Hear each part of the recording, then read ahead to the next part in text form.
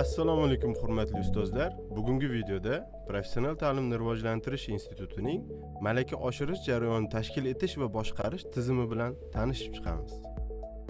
Tizimning imkoniyatlarini yoritishdan avval keling ushbu tizimning maqsad va vazifalariga to'xtalib o'tamiz. Ushbu tizimning maqsadi pedagogik kadrlar, rahbar va mutaxassislarning kasbiy bilim, ko'nikma va malakalarini zamonaviy talablarga mos ravishda takomillashtirish, ularning raqobatbardoshligini oshirish va ta'lim tizimida sifatli boshqaruvni yo'lga qo'yish uchun innovatsion platforma orqali samarali malaka oshirish jarayonini tashkil etish va boshqarishdan iborat. Xo'sh, maqsadini aniqlab oldik, endi vazifalariga to'xtaladigan bo'lsak. Tizimning vazifalari quyidagilardan iborat. Modullashtirilgan malaka oshirish tizimini yaratish, onlayn va gibrid formatda malaka oshirishni yo'lga qo'yish, ta'lim sifatini monitoring qilish va baholash tizimini yo'lga qo'yish, kurslar davomida individual yondashuvni ta'minlash, statistik va analitik hisobotlarni tayyorlash, pedagoglar va mutaxassislar uchun ochiq bilim bazasini yaratish, sertifikatlash tizimini avtomatlashtirish, muloqot va fikr almashinuv imkoniyatlarini kengaytirish. Keling endi ushbu tizimning funksiyalariga to'xtalib o'tadigan bo'lsak.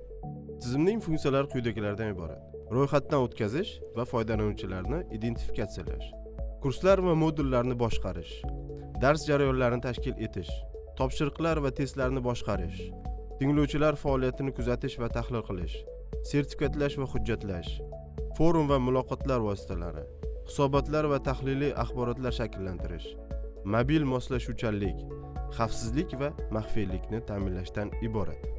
Keling endi bevosita tizimga kirish, undan foydalanish va uning tarkibiy qismlari bilan tanishib chiqadigan bo'lsak. Tizimga kirish uchun brauzerning manzillar qatoriga my.moqit.uz manzilini teramiz va ochilgan sahifada login va parol teradigan maydonlarni ko'rishimiz mumkin. Ushbu maydonlarga sizga taqdim etilgan login va parolni teramiz va kirish tugmasini bosamiz. Siz ko'rib turganingiz MyMoqit platformasining tinglovchi kabinetini tarkibiy qismlari hisoblanadi. Keling tizimning tarkibiy qismlari bilan birma-bir tanishib chiqamiz. Birinchi navbatda masofaviy kurslar platformasi. Masofaviy kurslar platformasi tinglovchilarning soft skills ko'nikmalarini takomillashtirish uchun institut tomonidan ochiq va qisqa muddatli kurslar joylangan platforma hisoblanib, istalgan tinglovchi kirib o'ziga kerakli bo'lgan kurslarni tanlab o'zlashtirishlari mumkin bo'ladi. Keyingi navbatda masofaviy ta'lim platformasi, ya'ni malaka oshirishni masofaviy shaklda amalga oshirayotgan tinglovchilar uchun mo'ljallangan platforma.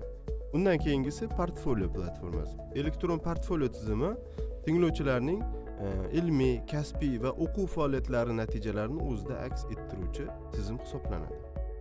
Bundan keyingisi sertifikat, ya'ni elektron sertifikatlarni yuklab olish tizimi va undan keyingisi onlayn test o'tkazish platformasi hisoblanadi.